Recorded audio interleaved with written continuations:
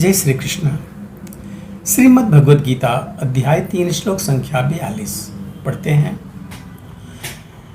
इंद्रियाणि पराण्यंगु इंद्रियेभ्यः परं मनः मनसस्तु परा बुद्धिर्यो बुद्धे परतस्तु सः।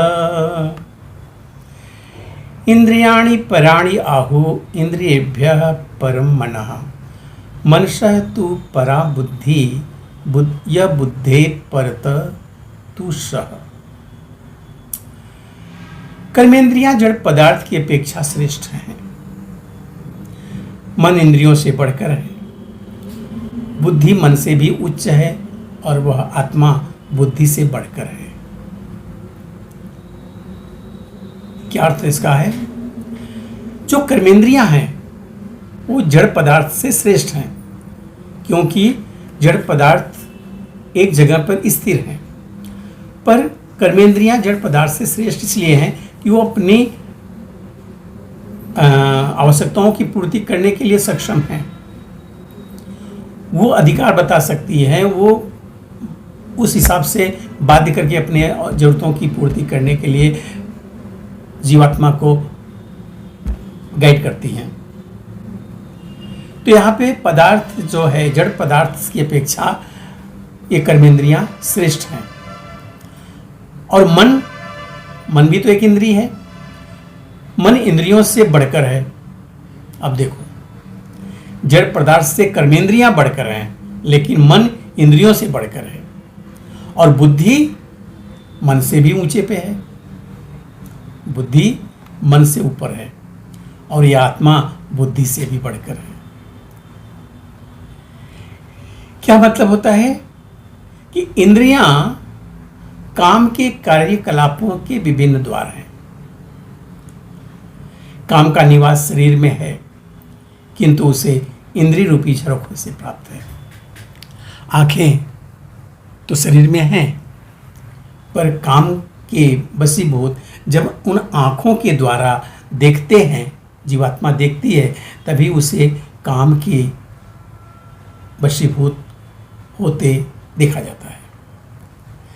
तो कहने का मतलब है कि जो भी इंद्रियां हैं, अब स्वीट खाने का मन तो है, नहीं खाया, लेकिन गर्मा गर्म जलेबी बनते हुए आंखों ने देखा तो अंदर से वो इंद्रिय तृप्ति की इच्छा उठी कि ये जलेबी खा करके अपनी आत्मा को तृप्त करें। ये झरोखा है, आंखें जो है वो झरोखा है। उसके द्वारा हमें काम से आसक्त लोग उन वस्तुओं को देखते हैं और उनके द्वारा कामासक्त होते हैं। अतः कुल मिलाकर इंद्रियां शरीर से श्रेष्ठ हैं। श्रेष्ठ चेतना या कृष्ण भावनामृत होने पर ये द्वार काम में नहीं आते। कृष्ण भावनामृत में आत्मा भगवान के साथ सीधा संबंध जोड़ती है। अतः यहाँ पर वर्णित शारीरिक कार्यों की श्रेष्ठता परमात्मा में आकर समाप्त हो जाती है। और शारीरिक कर्म का अर्थ है इंद्रियों के कार्य, और इन इंद्रियों के अवरोध का अर्थ है शारीरिक कर्मों का अवरोध। चूंकि मन सक्रिय रहता है, अतः शरीर के मौन तथा स्थिर रहने पर भी मन कार्य करता रहता है। यथा स्वप्न के समय मन कार्यशील रहता है, किंतु मन के ऊपर भी बुद्धि की संकल्प शक्ति होती है, और बुद्धि के ऊपर भी स्वयं आत्मा है। अतः यदि आत्मा प्रत्यक्ष रूप में परमात्मा में रत रहे तो अन्य सारे अधीनस्थ यथा बुद्धि, मन तथा इंद्रियां स्वतः रत हो जाएंगे।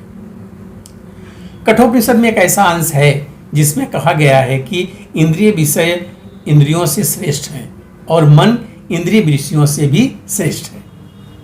अतः यदि मन भगवान की सेवा में निरंतर लगा रहता है तो इन इंद्रियों के अन्यत रत्न होने की संभावना ही नहीं रह जाती। इस मनोवृत्ति की विवेचना की जा चुकी है। परम दृष्टा निवर्तते। यदि मन भगवान की दिव्य सेवा में लगा रहे तुच्छ विषयों में उसके लग पाने की संभावना ही नहीं रह जाती। कठोपनिषद में आत्मा को महान कहा गया है। अतः आत्मा इंद्रिय विषयों, इंद्रियों, मन तथा बुद्धि इन सबसे ऊपर कहा गया है। अतः सारी समस्या का हल यह है कि आत्मा के स्वरूप को प्रत्यक्ष समझा जाए। मनुष्य को चाहिए कि बुद्धि के द्वारा आत्मा की स्वाभाविक स्थिति को ढूंढे और फिर मन को निरंतर कृष्ण भावनामृत में लगाए रखें। इससे सारी समस्या हल हो जाती है। सामान्यतः नवदीक्षित अध्यात्मवादी को इंद्रिय विषयों से दूर रहने की सलाह दी जाती है, किंतु इसके साथ साथ मनुष्य को अपनी बुद्धि का उपयोग करके मन को सशक्त बनाना होता है। यदि कोई बुद्धिपूर्वक अपने मन को भगवान के शरणागत होकर कृष्ण भावनामृत में लगाता है तो मन स्वतः सशक्त हो जाता है।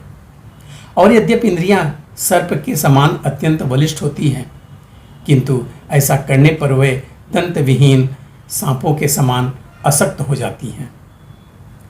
यद्यपि आत्मा बुद्धि तथा मन और इंद्रियों का भी स्वामी है, तो भी जब तक इसे कृष्ण की संगति द्वारा कृष्ण भावनामृत में सुदृढ़ नहीं कर लिया जाता, तब तक यह चलायमान मन के कारण नीचे गिरने की पूरी संभावना बनी रहती है। मिलते हैं अगले वीडियो में एक और श्लोक के साथ। तब तक के लिए जय श्री कृष्ण।